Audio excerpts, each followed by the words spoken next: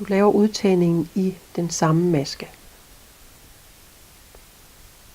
Vi strikker en ret, men vi tager ikke masken af pinden.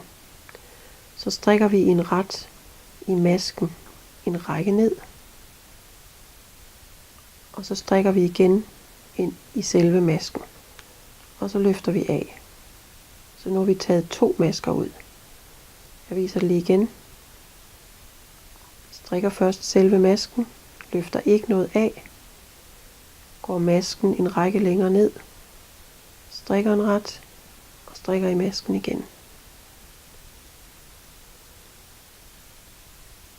Her får vi taget 2 masker ud, og vi kan sige, at vores udtagning ligesom er lavet i midten,